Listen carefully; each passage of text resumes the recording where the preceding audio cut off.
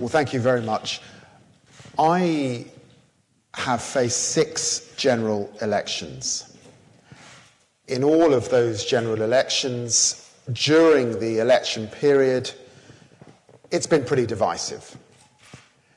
But after those general elections, sometimes my party has won, sometimes my party has lost.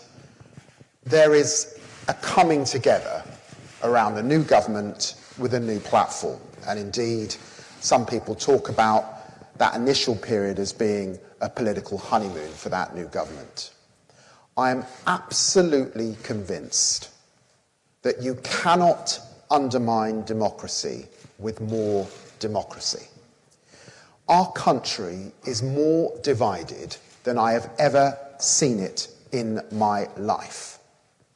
It has always been the case, as an ethnic minority politician, that on the fringes of our country, people would write horrible letters, sometimes in green ink, describing my ethnic background in particular fashion.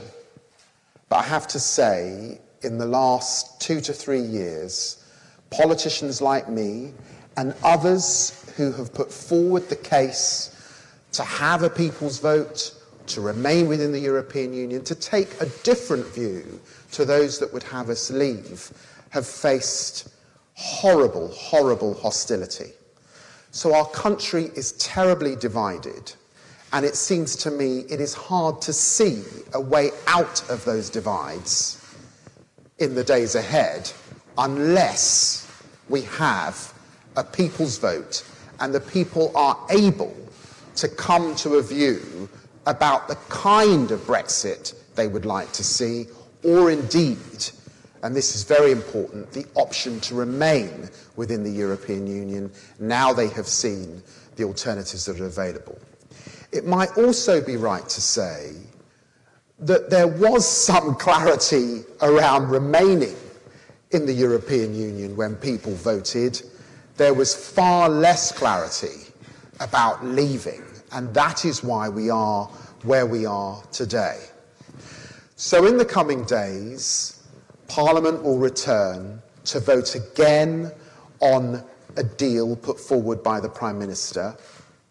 It's my judgment that again next week that deal will not get voted through.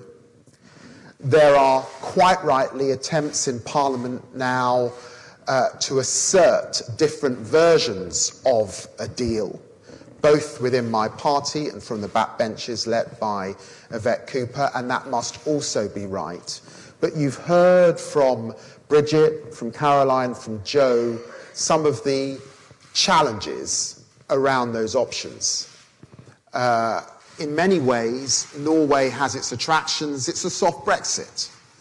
But in so many other ways, certainly us as a rule taker, certainly the continued free movement of people, which I support, but many who voted leave could not support, and on profound issues of our ability to strike free trade deals, that would be problematic to certain parliamentarians and political parties. And it's also right that a customs union, whilst it would deal with the issue of the island of Ireland and a hard border, it does nothing for 80% of our economy, which is based on services. And so that is not a panacea in of itself. Those debates will take place. My feeling is there is no deal that will get through the UK Parliament, and that is why we come back to the constitutional arrangement that's fundamental to our democracy, which is that when politicians cannot find the answers, the only way forward is to hand it back to the people, either in a general election or, in this instance, in a final say people's vote.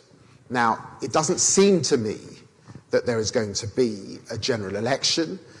We lost the vote of no confidence, that is Labour and the opposition last week. I don't see that the dynamics of that changing very much over the coming days. So it does feel that the only way forward is a final say people's vote.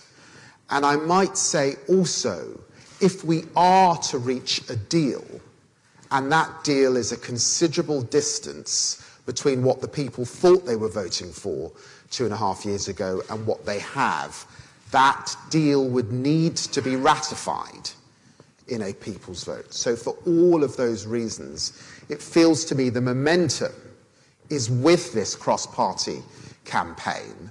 There are parliamentarians who are public about it. There are parliamentarians who understandably want us to go through the steps. But the journey, the direction of travel to genuinely bring this country back together again must end with a public vote.